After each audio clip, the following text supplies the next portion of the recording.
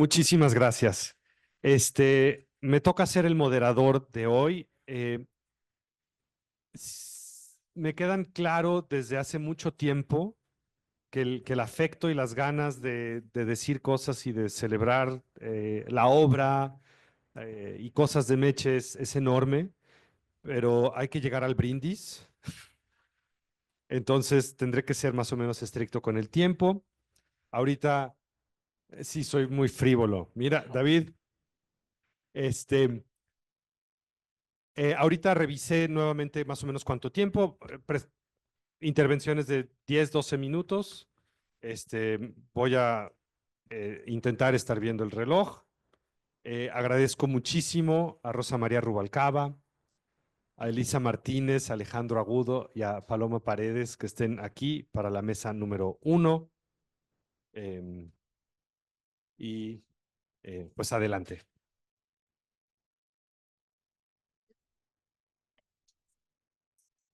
Sí, claro que sí.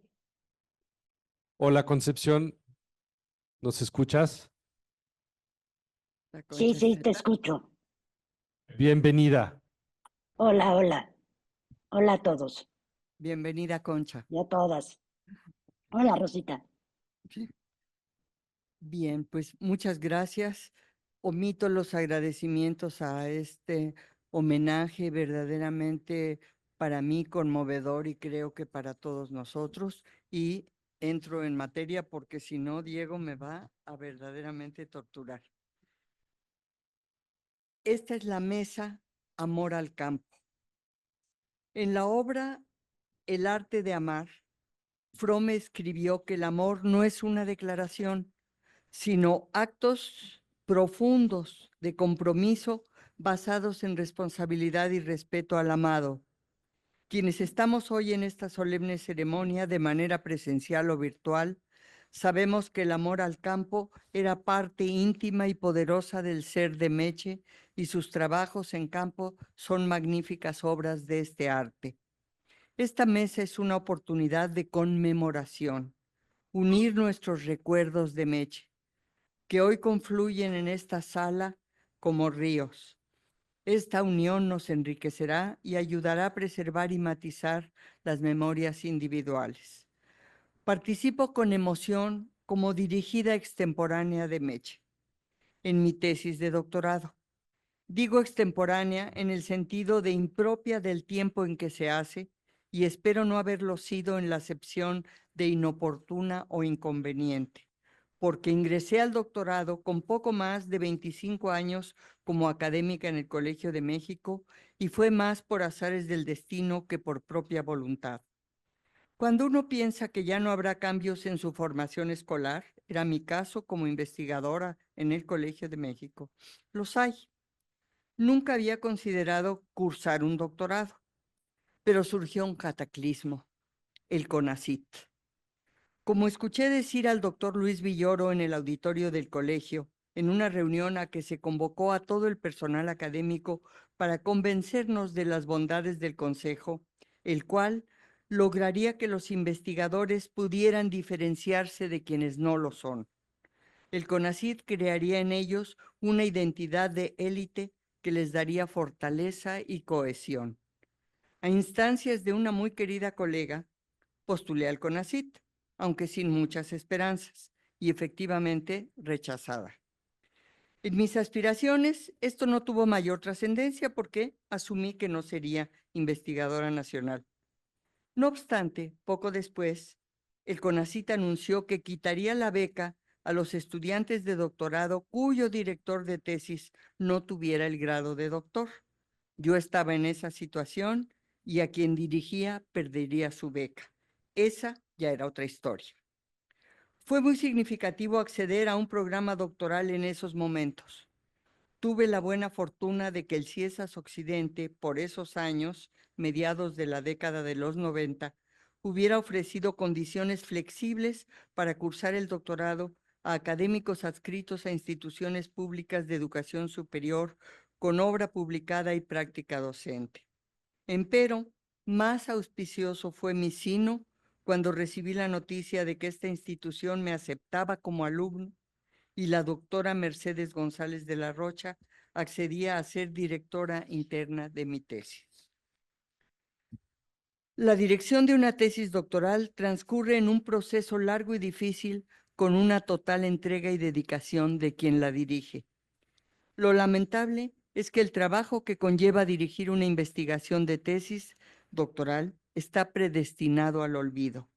Si la directora es como Meche, empática, generosa, experimentada y creativa, lo que logra en la relación dialógica es que la dirigida o el dirigido se convenza de que las ideas más importantes son suyas, las hace genuinamente propias y más aún asegure que las tenía casi desde el inicio de su investigación. Esta desmemoria no obedece a falta de agradecimiento del tesista, sino que ocurre por un natural proceso de asimilación durante la construcción del conocimiento para el problema que se investiga. Para darles una idea del fardo que recibió Meche al aceptarme como dirigida de tesis, voy a ir un poco a la prehistoria. En la Facultad de Ciencias de la UNAM, mi primera formación en la carrera de actuaría me llevó a inclinarme a aplicar teoría de probabilidades y estadística utilizando la computadora electrónica, en ese entonces absoluta novedad, para diseñar autómatas y programarlos, con el propósito de analizar diversos problemas en un primer momento relacionados con temas actuariales. Esa formación me abrió las puertas del Colegio de México en 1969, contratada como académica para participar en diversas investigaciones. El ambiente intelectual del colegio fue un estímulo para acercarme a las encuestas de hogares del INEGI y en especial a la ENIG, encuesta de ingreso-gasto de los hogares, para estudiar la desigualdad social que se perfilaba como uno de mis más caros intereses de investigación. Las primeras incursiones a los hogares en esas bases de datos me hicieron descubrir que era posible encontrar, mediante modelos estadísticos, resultados que se acercaban a los hallazgos reportados en las investigaciones de corte etnográfico. Por supuesto, en primerísimo lugar, las de Meche, que había escuchado exponer en el propio colegio. Al ingresar al doctorado, supe que la vehemencia y emoción con que Meche exponía sus trabajos de campo sin duda anticipaban que dependería de mí obtener provecho de su dirección para responder algunas de mis preguntas sobre las regularidades estadísticas que había observado en los hogares mediante censos y encuestas. Debo confesar, admitiendo en esta mesa un anatema, que cuando llegué como alumna al CIESAS Occidente, el campo no era mi campo. Llegado el momento de asumir nuestros roles, Meche, mi directora, y yo, su dirigida, comencé mal, ahora me percato.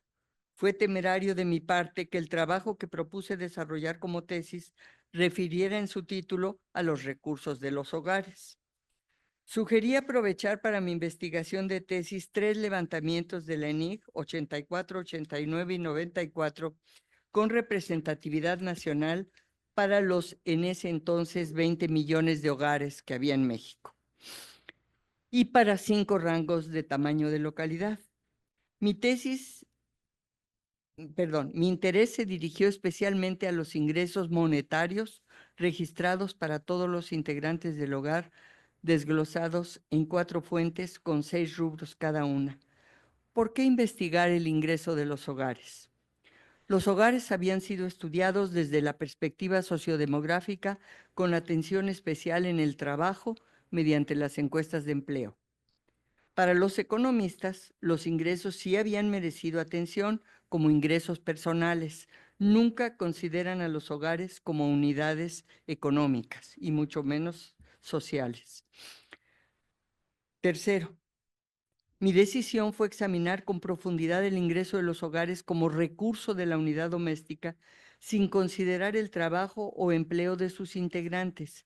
Interesaba conocer la composición demográfica del grupo doméstico por edad, sexo y parentesco con el jefe, en qué momento del ciclo de vida familiar estaban y saber con cuánto ingreso cuenta el hogar para satisfacer sus necesidades, de qué edad y sexo son quienes generan los ingresos, cuánto obtiene cada quien, de qué fuentes proceden los ingresos y de qué rubros particulares.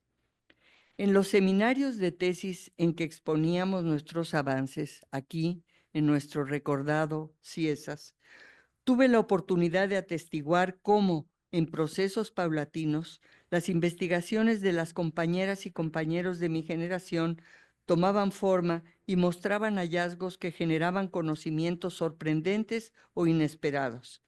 Las observaciones de las directoras y directores, aunque dirigidas a su tesista en particular, las reacciones de los estudiantes y el intercambio de ideas en el grupo, para mí aludían todas a alguna dificultad que enfrentaba y me sugerían posibles estrategias para superarla. Meche, como directora, fue una mente abierta a conocimientos que ampliaban la comprensión de los fenómenos bajo estudio. Fue receptiva a las discusiones sobre hogares inspiradas en la perspectiva sistémica mediante conceptos procedentes de la lógica y la epistemología. De las directrices de Meche, son muchas las que dio para mi investigación, pero voy a mencionar solamente una, referida a una ausencia que no era posible ignorar en mi trabajo. Enfáticamente, pero con la calidez que le era propia, me hizo ver la necesidad de dar rostro a los hogares que me propuse examinar. Su composición estadística claramente era insuficiente para obtener este grado. ¿Cómo delinear esos rostros? Inicié mi investigación de tesis desordenadamente, como suele ocurrir. La búsqueda de rostros me llevó a varios resultados, para mí, descubrimientos, que desde mi punto de vista podrían ayudar a modificar en algo los instrumentos para registrar la información de los hogares con mayor precisión conceptual. La petición de Meche me animó esperanzada e ilusa a tratar de bosquejar con un carboncillo fisonomías de agregados de hogares. Lo que obtuve fueron semblantes burdos que no manifestaron ningún rasgo distintivo particular que expresara algo del ser y sentir de esos hogares. No obstante, fue posible atisbar algunas peculiaridades y mediante trabajo de campo posterior corroborarlas. A continuación, menciono los hallazgos más generales. En poco más de la cuarta parte de los hogares del país, una mujer es quien genera el mayor ingreso, la mayor proporción en el grupo doméstico de ingreso monetario. Por eso la llamé jefa económica. Casi por terceras partes, el parentesco registrado por las encuestas de esa jefa económica, de esa mujer, en las encuestas a casi por terceras partes o es cónyuge, o es jefa, o es hija. Como se advierte, la jefa declarada del hogar no siempre es la jefa económica. Pude entonces afirmar que la economía de los hogares tiene con más frecuencia de lo que se cree rasgos de mujer, ya sea como joven sojuzgada en su hogar porque se embarazó y se le reconoce como madre soltera o también recibe el apelativo de quedada o dejada. O bien la semblanza es de una mujer madura sobreexplotada, a la que se califica como mujer sola, a pesar de que sostiene con su trabajo a sus hijos y nietos y en ocasiones también a sus padres. Asimismo, puede tener la cara de una mujer anciana, a quien ser propietaria de la vivienda le confiere la categoría de jefa de hogar. Se sabe que los adolescentes suelen dejar de estudiar cuando están en secundaria. La diferencia es que las jóvenes muy pronto trabajan ya para un patrón o se hacen cargo del trabajo doméstico, mientras que los muchachos pueden dedicar todo el tiempo que quieran a buscar trabajo. Igualmente encontré hogares que llamé envejecidos porque reúnen personas todas con más de 65 años. En su conformación pueden incluir parejas conyugales, padres e hijos, hermanos o bien personas no emparentadas que se reúnen en una vivienda para como corresidentes solventar los gastos cotidianos. En la mayoría de los hogares, poco más de 3/4 partes, hay al menos un perceptor cuyo ingreso procede de trabajar para un patrón. Percibir salario permite apreciar que el trabajo para un patrón puede ser una decisión estratégica del hogar, porque aunque ese asalariado pudiera obtener mayor ingreso del trabajo por cuenta propia o por renta de la propiedad, como asalariado puede garantizar seguridad social para sí y para todo el grupo doméstico. Los rostros obtenidos de las fuentes estadísticas dejan mucho que desear para identificar las realidades que ocultan. Mi esfuerzo por combinar estrategias metodológicas fue acogido por Meche con entusiasmo, pero solo logré ver lo que faltaría por hacer en el registro de la información estadística, así como la ventaja de reunir muestras analíticas, aproximación metodológica que Meche dominó, para permitir acercamientos cualitativos a conformaciones de hogares emergentes o poco investigadas. Un rasgo que dejó ver la encuesta es que mientras se reduce el tamaño de las localidades, son más los perceptores de ingreso en el hogar, mayor es la diversidad de las fuentes de ingreso y menor el monto del ingreso total del grupo doméstico. Lamentablemente, ninguna encuesta de hogares ofrece la posibilidad de acercarse a las localidades, menos aún a las más pequeñas y aisladas que son la gran mayoría en el territorio de nuestro país.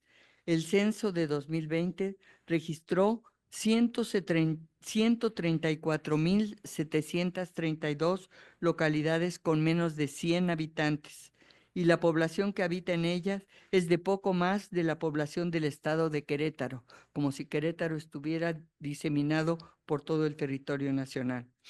Agradezco cumplidamente a Meche por lo que pude hacer bajo su dirección, pero sobre todo, visto a la luz del tiempo transcurrido, guardo profunda gratitud por sus enseñanzas, que hicieron posible lo que hice después, con la amplitud de miras adquiridas y la tranquilidad de espíritu que me dio tener el diploma de doctorado en mano.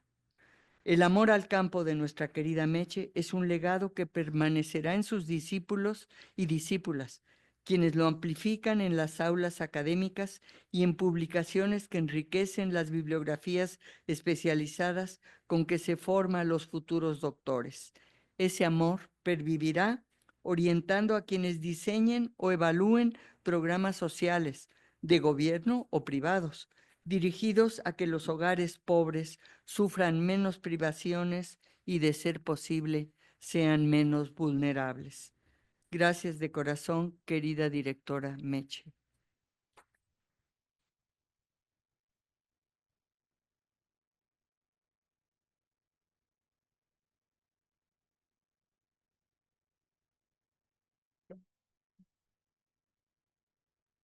Bien, pues, bueno, muchas gracias, Agustín, Inés, Diego, por invitarme a este homenaje. Significa mucho para mí, de verdad.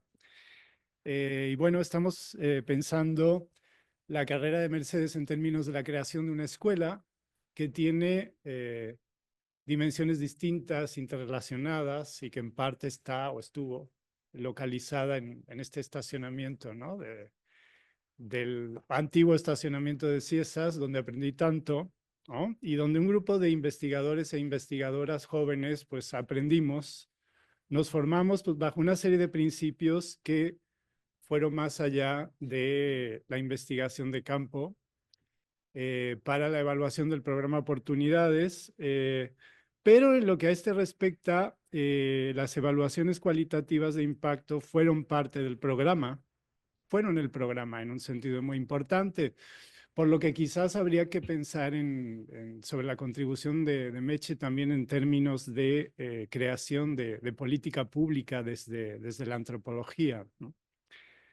Y de forma más general, quizás este homenaje pueda ser el punto de arranque para un esfuerzo colectivo por pensar sobre todo esto como un capítulo importante, ¿no? en la historia de la antropología en México.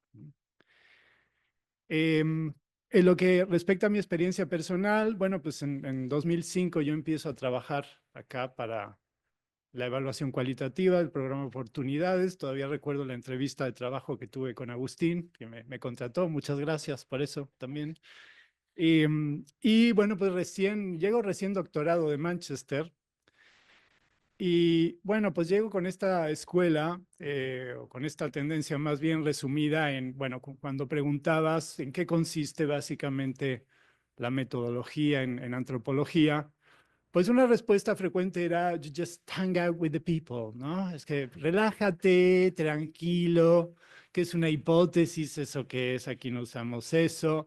Sencillamente relájate, ¿no? Temas emergentes, vas a lo largo de un año o dos, ¿no? Vas construyendo. Bueno, muy bien, pero claro, no solo por objetivos y por tiempo, sino por otras cuestiones incluso más profundas, pues una investigación etnográfica, sí, pero para la evaluación de un programa, pues necesita un poquito de más disciplina y de más rigor, ¿no? Entonces, bueno, con esta escuela del hanging out with the people, pues los primeros resultados que yo produje para la evaluación, me temo, pues fueron, pues sí, muy interesantes, pero muy nebulosos. Yo creo que si está por ahí Paloma Villagómez se acordará. Ah, hola. Y bueno, Meche me decía, bueno, Agudo, a ver, está muy bien, pero pues, ¿qué información estás buscando? ¿Y qué preguntas necesitas hacer? ¿Y a quiénes? Etcétera, ¿no? Y bueno, pues en este sentido y bajo la dirección de Meche, ¿no?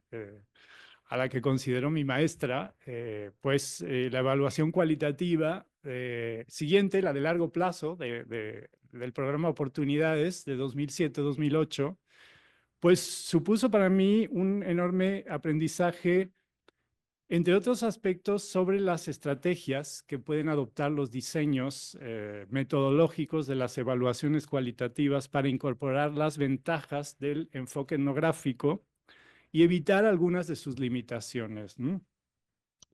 En particular, con Meche yo aprendo cómo resolver la tensión entre el conocimiento generalizable y la especificidad de situaciones e ideas particulares, ¿no? Por ejemplo, el método contrafactual es otro de los problemas que tenemos o teníamos ciertos etnógrafos, ¿no? ¿Contra qué? ¿Eso qué es? ¿No? Es decir, si ya la comparación parece estar o no estar en ocasiones en el horizonte de los etnógrafos, la lógica contrafactual está todavía más allá, ¿no? ¿Qué habría podido observarse en ausencia del presunto factor causal? Oh, yo qué sé, ¿no? Bueno, en este sentido, Meche sale con este súper diseño metodológico cualitativo para la evaluación de largo plazo del 2007-2008. Está en los documentos de la evaluación, pero yo creo que ese diseño habría que difundirlo todavía más porque es una obra de arte, ¿no? Y ahí, bueno, es muy complejo, digo, no voy a hablar in extenso de él, pero ahí se contempla, Mercedes contempla igual número de casos indígenas y no indígenas para la evaluación, beneficiarios y no, incluso distintos miembros en hogares beneficiarios para ver contrastes entre ellos, ¿no? Entonces, el diseño muestral que hizo Mercedes permitió maximizar la variedad posible de casos, observaciones y contextos con el fin de cubrir un amplio espectro de factores explicativos, ¿no? Ahí es donde yo aprendí que era la lógica contrafactual y cómo emplearla. Y por supuesto la cuestión de la generalización, ¿no? Otra pesadilla para los etnógrafos de Hueso Colorado. Entonces, bueno, tranquilo, dice Mercedes, vamos a repetir el estudio con la misma metodología y estrategia de selección de muestras en distintos tiempos y lugares, ¿no?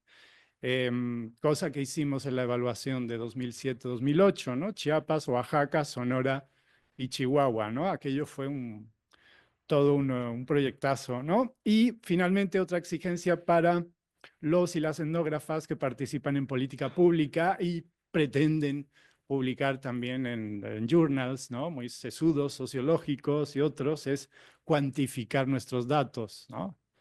Enumerar fuentes, entrevistas, sujetos entrevistados, interacciones, visitas a campo. Y yo estaba, según esta escuela de Inglaterra, estaba acostumbrado cada vez que me preguntaban eso a decir aquello de que sencillamente este trabajo se basa en 4 años de aprendizaje en ¿no? Donde sea, ¿no? Asumiendo que la evidencia en antropología se basa en momentos que son seleccionados de una larga historia de interacciones y experiencias por resultar sucintamente ilustrativos de lo que queremos argumentar. Bueno, este argumento, esta justificación tan bonita nos sirve en ciertos momentos, y en la evaluación del 2007-2008 de oportunidades también aprendo la importancia de saber cuántos estudios de caso de hogar hicimos o habríamos de hacer, en cuántas comunidades, de cuántas regiones, a cuántos becarios del programa entrevistaríamos en cada hogar, etcétera, ¿no? Entonces, bueno, yo por estas y otras razones yo reaprendo o aprendo a investigar después del doctorado, ¿no?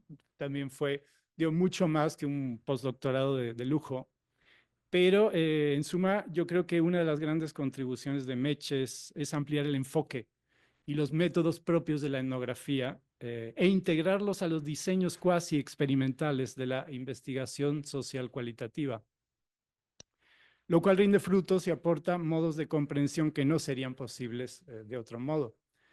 A buen seguro, otros y otras colegas hablarán luego del enfoque de Meche sobre los recursos de la pobreza, de los cuales decía que no eran medibles ni visibles en estadísticas nacionales, sino que pertenecían al mundo de los acontecimientos privados que tenían lugar en la dimensión doméstica, ¿no? Pero bueno, lo dejo acá porque, como Meche decía, si al agudo lo dejan hablar, él solito se puede aventar 2 horas, entonces no queremos, no podemos esto. Bueno, reitero mi agradecimiento, muchas gracias.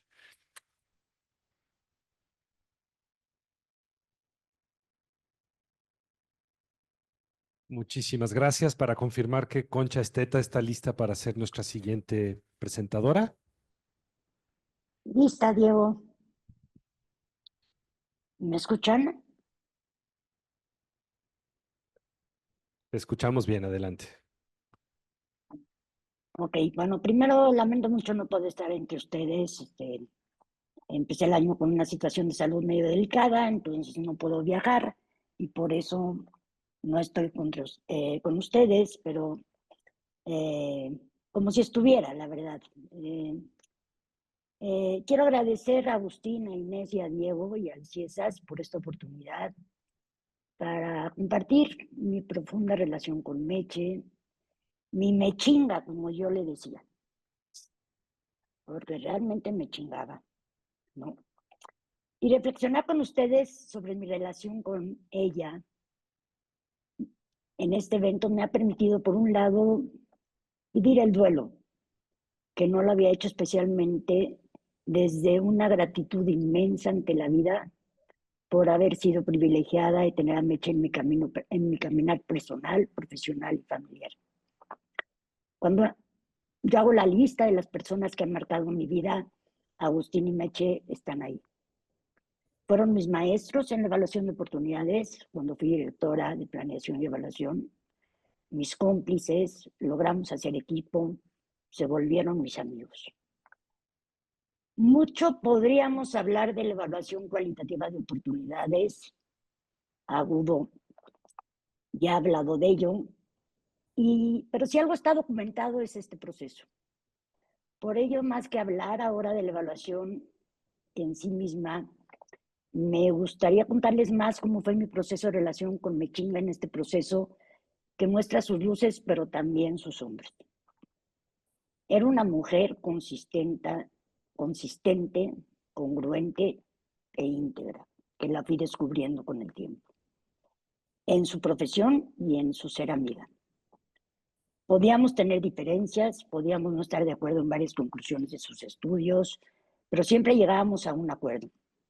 Esto nada fácil, pues era terca, no fácil de hacer negociaciones, dura para los cuartos, como dicen los dominicanos, para la lana, pero muy clara en los principios éticos de la investigación.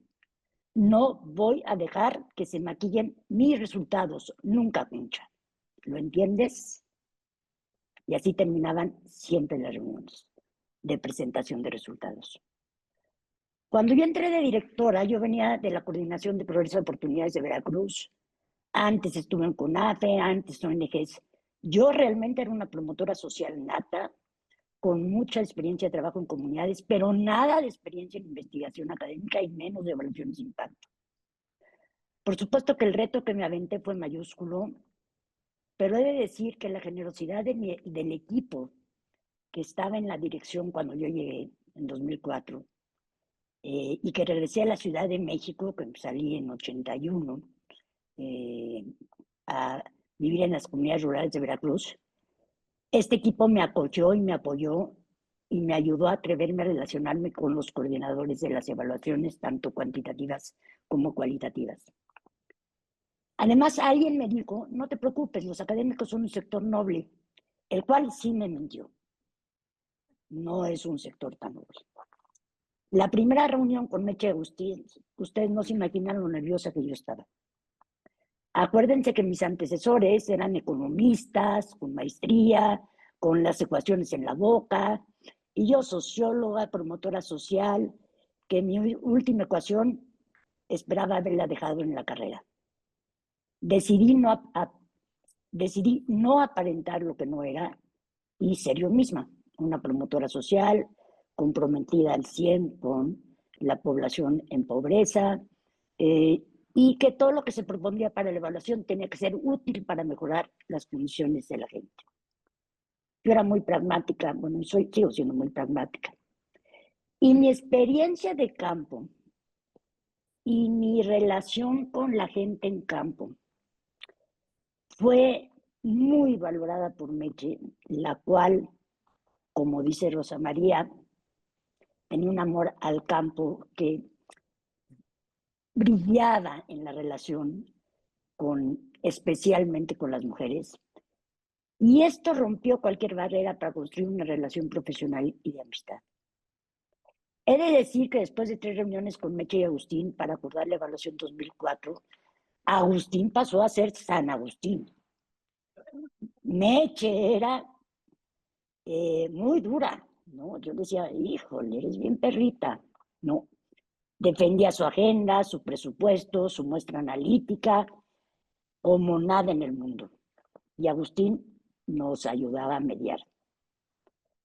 Mechinga sí fue mi maestra, como dije antes, aprendí en la práctica la importancia de la evaluación cuanti-quali, pero especialmente porque muchas preguntas del fondo, del por qué encontrábamos resultados tanto positivos como negativos en los hogares de oportunidades, solo se podían explicar por los hallazgos encontrados en las dinámicas domésticas a través de las evaluaciones cualitativas, porque las dinámicas domésticas incidían en los individuos, en las familias, en los contextos, y eran sustantivos para comprender los impactos o no impactos del programa.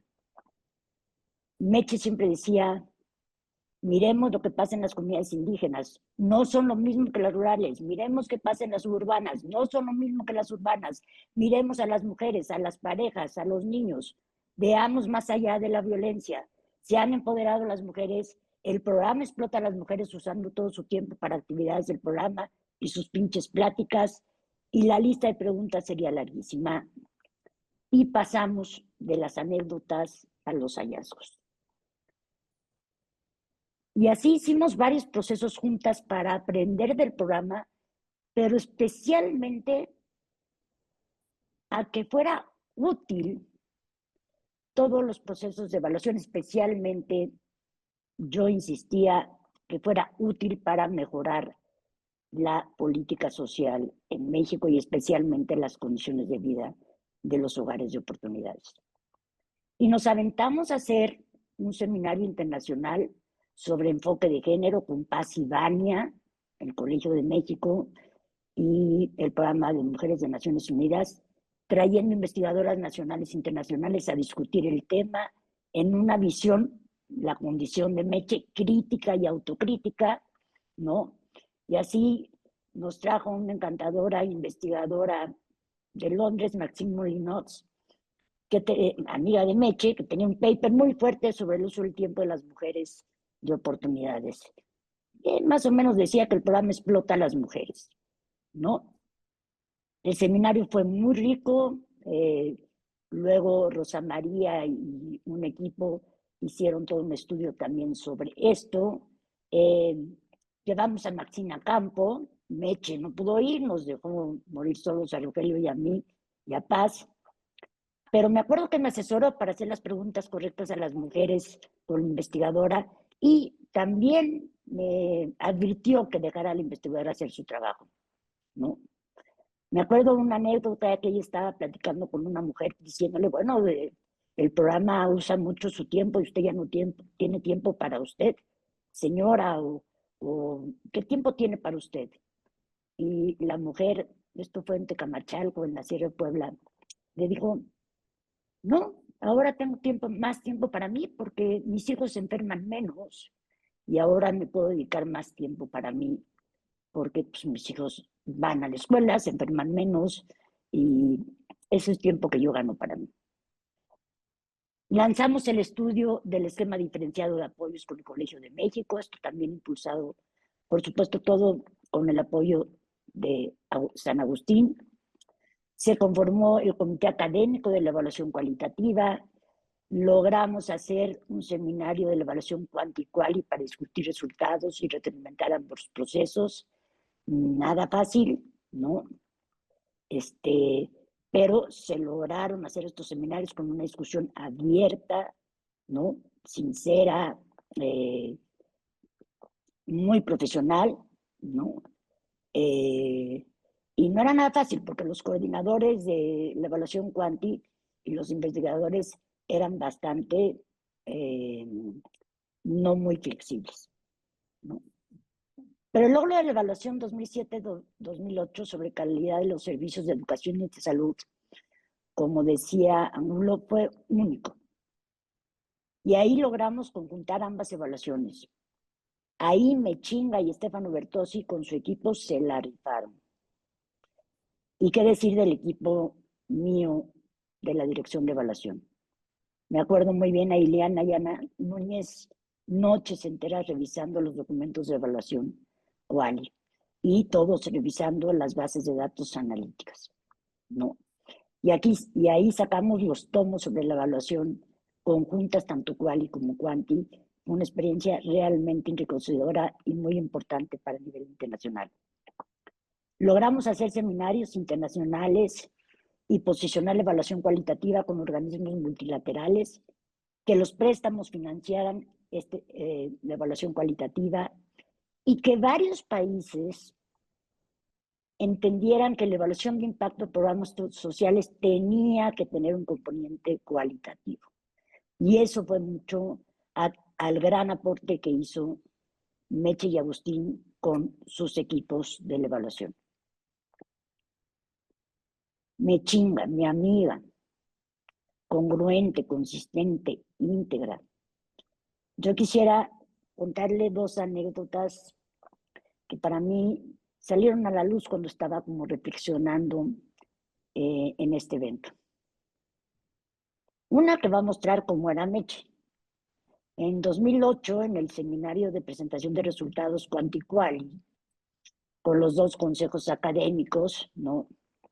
Silvia Smelkets presentó junto con Sariego los resultados de la Tarahumara, ¿no?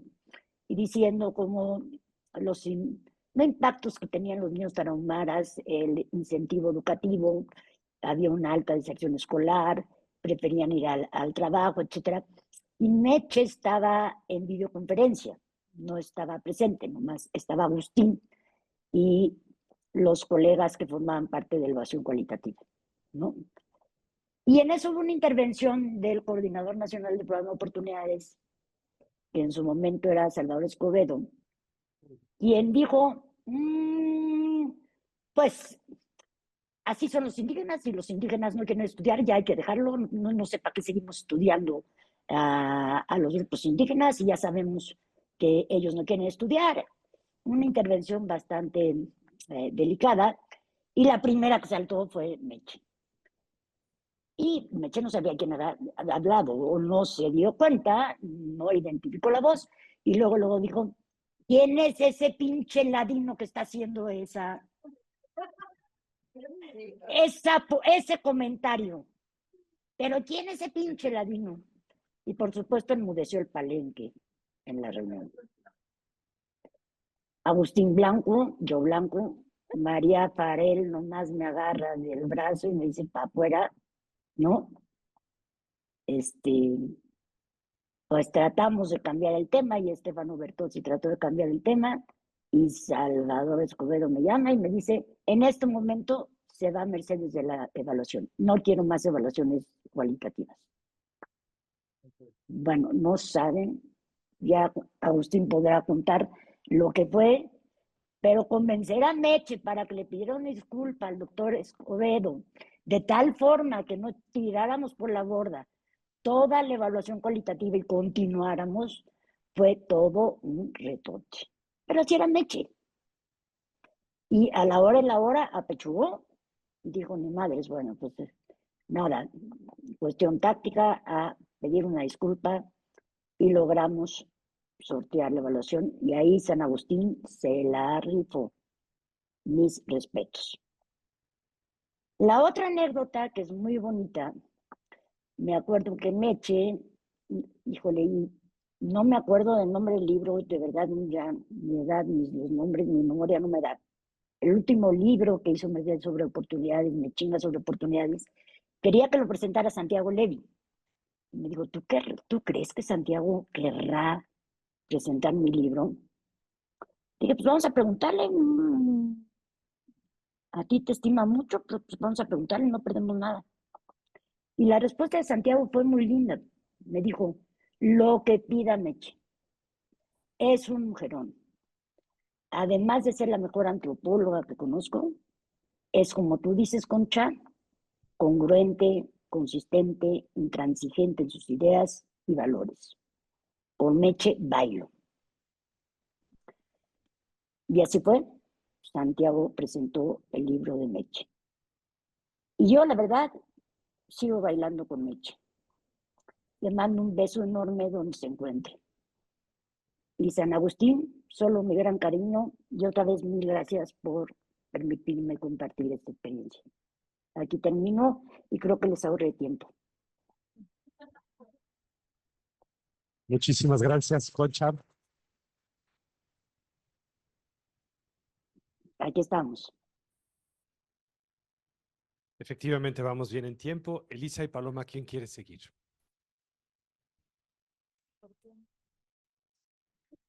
Vamos con Paloma Paredes entonces. Adelante.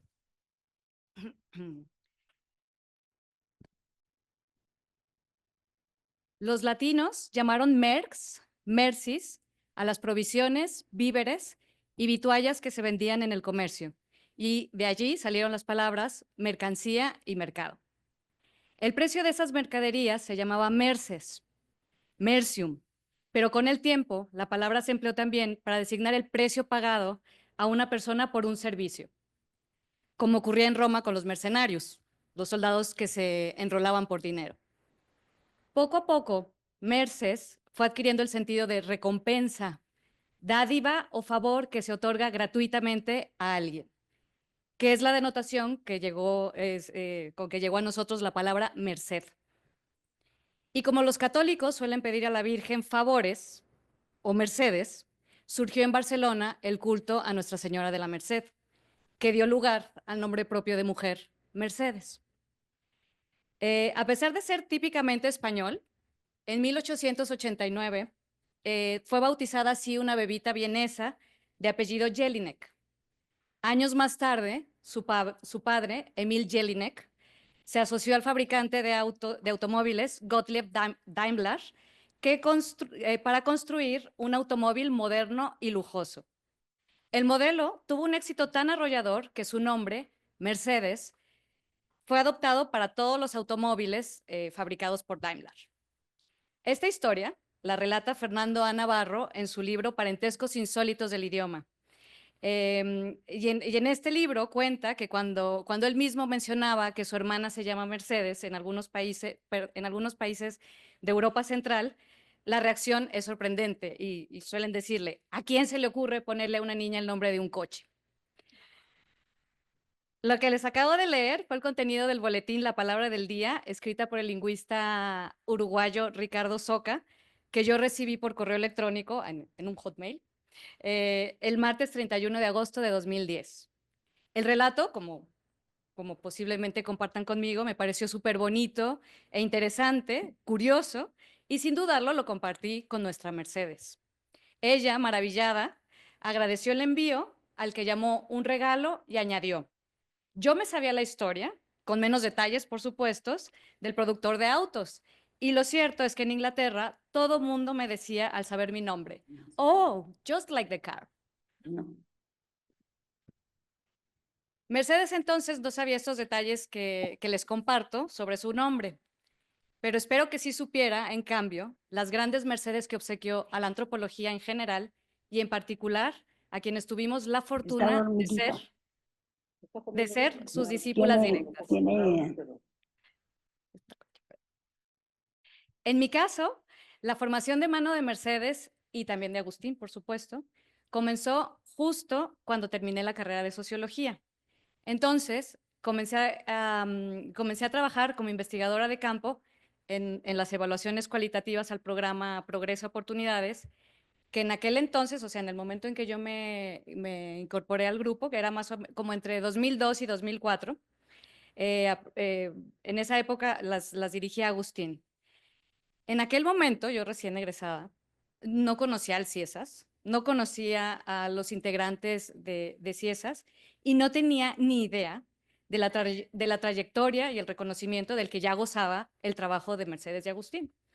Mucho menos podía imaginarme que ese primer trabajo, o sea, fue mi primer trabajo, recién egresada de la carrera, así muy chavita, pues no me imaginaba que este trabajo iba a ser la semilla, una semilla de la que brotarían raíces teóricas y metodológicas profundas y, por supuesto, un sincero amor por el trabajo etnográfico.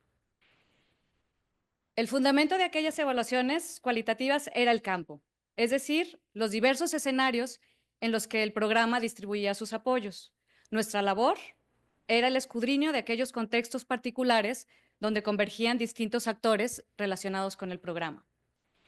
Además de la inmersión en el terreno, nuestra labor involucraba la elaboración de estudios de caso con hogares beneficiarios y no beneficiarios, así como entrevistas y grupos de enfoque con profesores, con el personal médico a cargo de los centros de salud, con los enlaces municipales del programa, con las promotoras, las vocales y tantos otros actores clave. Esa era nuestra encomienda, estar ahí. Pero no se trataba de una encomienda exclusivamente de campo. Nuestra participación en estas investigaciones anuales con objetivos evaluativos no se limitó a la recolección de información. Mercedes repetía insistentemente que sus equipos no eran maquiladores de datos. Quienes conformábamos dichos equipos fuimos involucradas en todo el proceso de los proyectos anuales, desde el diseño de los instrumentos hasta la redacción de informes, pasando por las reuniones de estudio, de trabajo para fortalecer nuestra visión teórica y metodológica, así como las sesiones de discusión de hallazgos con las excepcionales funcionarias de oportunidades en aquel momento, con las asesorías de los... participábamos en las reuniones con los asesores externos del programa, por mencionar algunas de las actividades que realizábamos en estos equipos.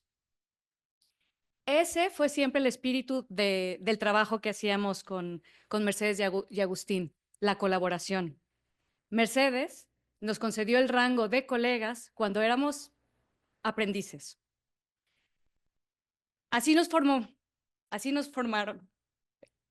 Perdón la emoción, pero es así. Depositaron en nosotras confianza y responsabilidad, libertad para proponer, para decir nuestra opinión, para expresarnos, para discutir como pares con nuestros tutores y con sus colegas ya consagrados. En este contexto, Mercedes fue una maestra sin aula, pero no nos hacía falta. La teníamos como una lectora crítica y aguda. Fue severa, rigurosa, exigente, invariablemente directa, sincera, muchas veces ruda, sí, también, y siempre generosa de mil formas. Atenta no solamente a las cuestiones de fondo, sino a las de forma. Escribir correctamente, con precisión, claridad y fluidez era obligatorio. El compromiso por contribuir con evidencias sólidas al mejoramiento del programa fue otro rasgo de esta escuela. Año con año, las evaluaciones redefinían sus objetivos y la ambición de comprender más y mejor el impacto del programa en la población beneficiaria. El trabajo de campo conservó su papel central y consiguió además ir ganando terreno, nunca mejor dicho. Ganaba terreno, se ampliaba la duración de las estancias, así como la cantidad de escenarios de estudio. En la última evaluación en la que participé, que es de la que nos ha platicado tanto Alejandro, que la de 2008, por ejemplo, nuestra permanencia en campo fue de 3 meses, en los que además Mercedes tuvo la oportunidad de acompañarnos presencialmente, no solo como asesora a lo lejos. Entonces, la cercanía con la maestra creció significativamente. Y eso que ya para entonces era bastante familiar. O sea, en ese momento ya habíamos sido invitadas en reiteradas ocasiones a la casa de Mercedes, Agustín, Diego, Inés, tanto en el Palomar como en Chapala. Diego e Inés formaban parte de los equipos. Fuimos creciendo juntos también.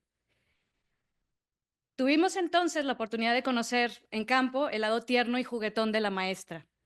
A Mercedes, a la Mercedes que se unía a nuestras carreritas nocturnas o que se unía a nuestros juegos de cantina en donde jugábamos a crear nuestro alter ego masculino.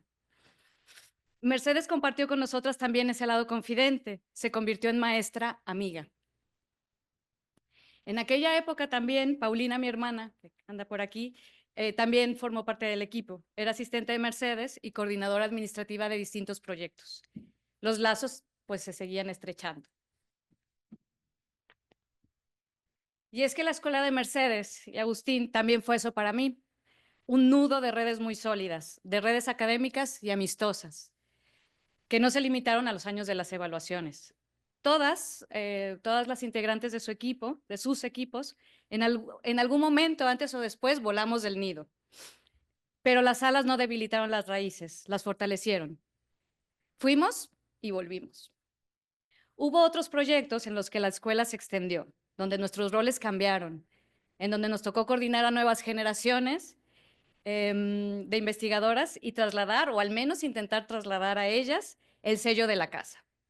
El privilegio de la colaboración con Mercedes y Agustín se renovó. Ahora sí, pero ahora sí, esta vez sí, con la conciencia de la honorabilidad y la grandeza de la escuela. Hubo ocasión incluso de presumir de mi mentora en Granada, de recibir a Mercedes, a Elisa y a otras colegas allá para compartir con la comunidad antropológica iberoamericana los hallazgos del llamado proyecto emblemático de los centros CONACYT, en el que tuvimos oportunidad de elaborar un diagnóstico sobre los retos específicos de las juventudes menos favorecidas en el país. Entonces, tuvimos oportunidad, una vez más, de gozar de otra fiesta académica que nos congregaba en otra latitud. Tuvimos oportunidad entonces en ese viaje de actualizarnos, de celebrar el anuncio de la boda de Charlie e Inés que iba a suceder próximamente. Esto fue en 2018. 2018, de escuchar las anécdotas de Mercedes sobre sus jornadas con Emilia, de caminar. Es muy complicado resumir y relatarles en estos minutos todos los aprendizajes que reconozco haber recibido en esta casa. De este linaje, del que, y perdónenme Diego y Inés por el atrevimiento, pero yo también me siento heredera. Me siento heredera por lo que les he descrito, pero también porque la propia Mercedes así lo enunció. El día que le presenté a mi mamá, aquí atrás, no, en este espacio, fue la presentación de una exposición de fotos de trabajo de campo. Ahí tuve una oportunidad de conocerse. Y cuando presenté a Mercedes con mi mamá, Mercedes se autonombró mi madre académica. Y yo, muy feliz y honrada hoy, no puedo más que agradecerle a ella y a la vida esta gran merced.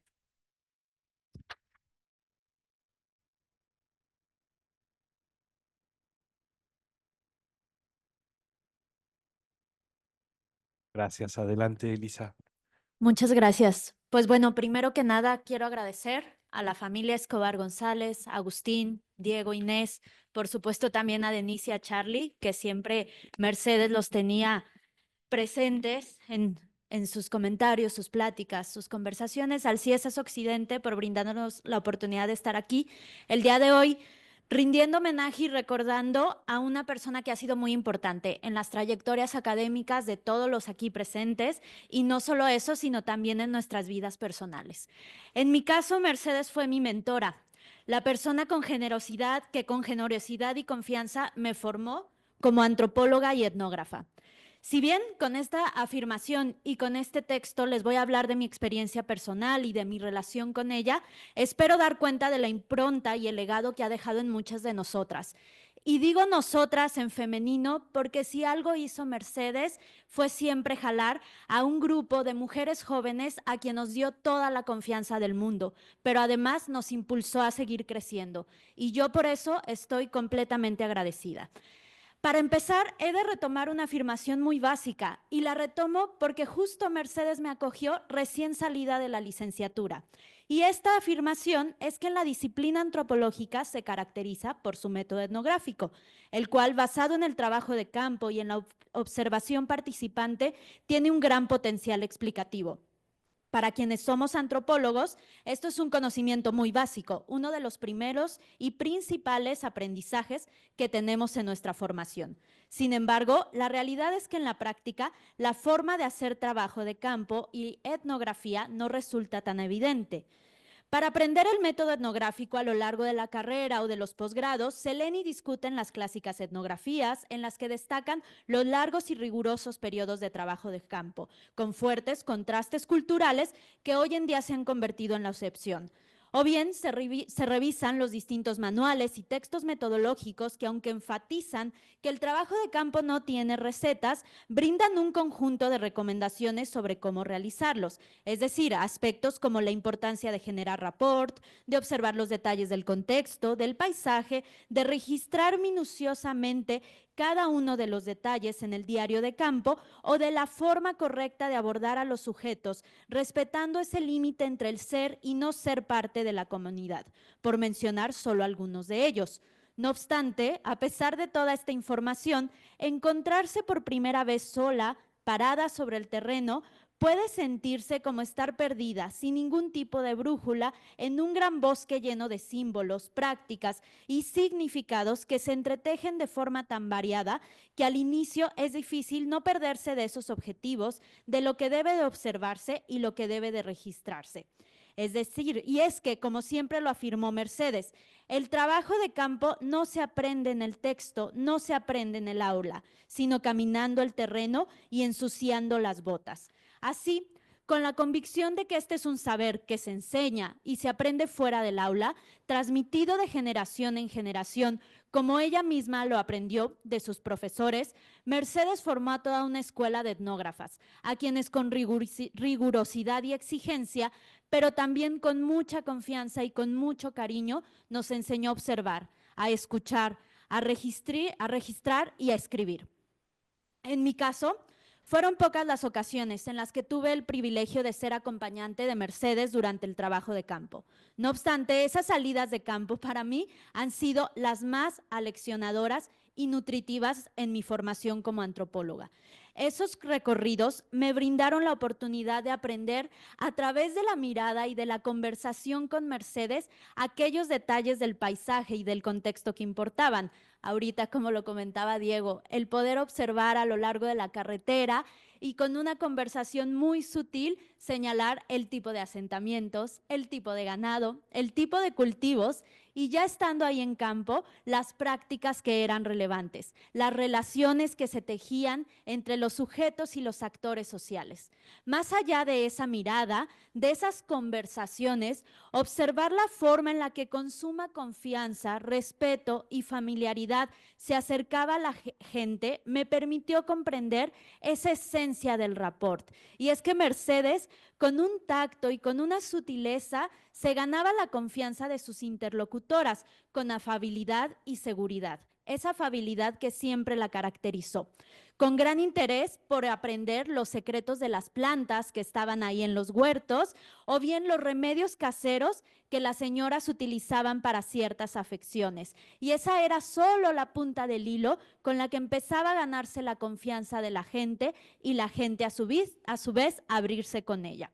Más allá de esos recorridos en los que muchas de nosotras tuvimos la oportunidad de compartir, desde la distancia, siempre sus comentarios y observaciones a lo que ella llamaba etnografía de segunda mano, y ejercitamos en estos últimos años, Mercedes nos enseñó a hacer un trabajo de campo minucioso y profundo.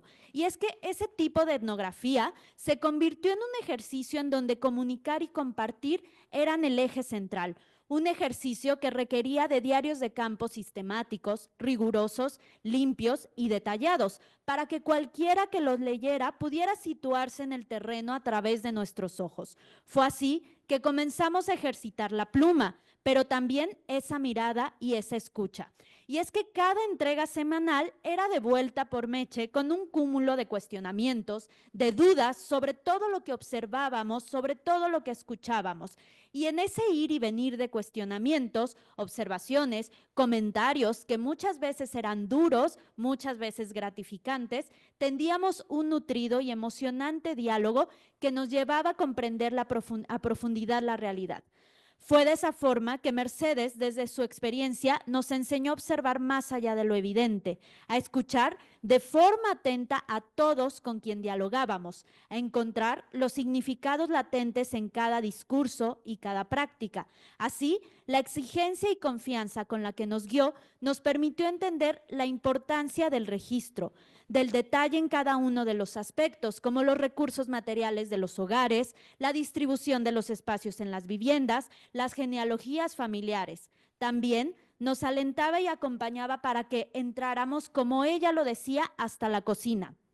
Al inicio lo hacíamos con un poco de reserva y de pena por sentirnos intrusivas en la vida íntima de las personas, con el constante cuestionamiento sobre los límites del trabajo de campo y sin dejar de lado la reflexividad sobre nuestra posición.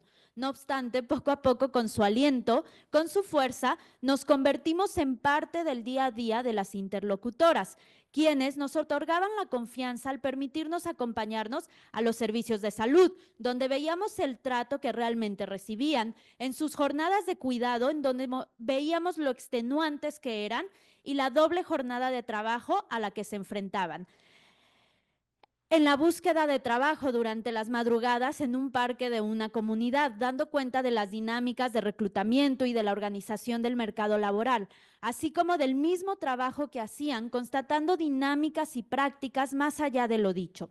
Es precisamente en ello que la etnografía adquiere un gran valor como enfoque, como método, como texto, un valor que Meche siempre enfatizó y subrayó. Un método que permite desentrañar la realidad y dar cuenta del conjunto de significados y relaciones que están en juego. Con esa pasión que la caracterizaba, Mercedes formó a toda una escuela fuera del aula de etnógrafas, quienes le estamos infinitamente agradecidas. A su vez, no quiero dejar de resaltar que más allá, que precisamente reconociendo la capacidad explicativa de la etnografía, su importancia como método y la rigurosidad que requiere, Meche siempre se posicionó como una detractora de los trabajos de campo cortos, apresurados y sin la reflexividad ni la sensibilidad hacia los temas, los entornos y las personas, como bien lo enfatizó en numerosas ocasiones y en distintos de sus textos. Es por todo ello que el día de hoy no puedo más que expresar mi gratitud hacia Mercedes, quien no solo fue una gran maestra que nos enseñó a hacer etnografía, sino que su impronta y legado se extienden más allá de los límites del terreno, del trabajo de campo. En mi caso, fue ella quien despertó esa inquietud por los temas a los que le dedicó toda su vida, como la pobreza, las reconfiguraciones de los hogares, las desigualdades, la vulnerabilidad y el trabajo de las mujeres. Más allá de lo académico, he de decir que ha sido también mi maestra del buen comer y del buen beber, mostrándonos con ello la importancia de disfrutar los placeres de la vida, de la buena compañía, de la conversación y del diálogo. Pero sobre todas las cosas, Mercedes para mí es un ejemplo de valentía, de fortaleza, de compromiso y de congruencia, de ser una mujer aguerrida y generosa, que no solo depositaba toda su confianza en nosotras, sino que con afecto y con mucho cariño nos guió, enseñándonos a tejer eso que llaman etnografía. Y hoy le estoy sumamente agradecida por estar aquí compartiendo un pedacito de lo que a mí me tocó vivir con Mercedes. Muchas gracias.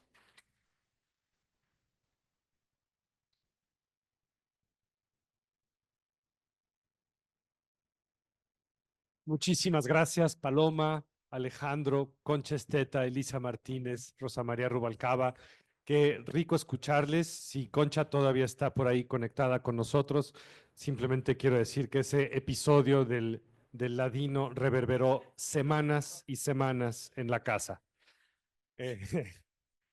Nos acordamos muy bien de eso. Gracias.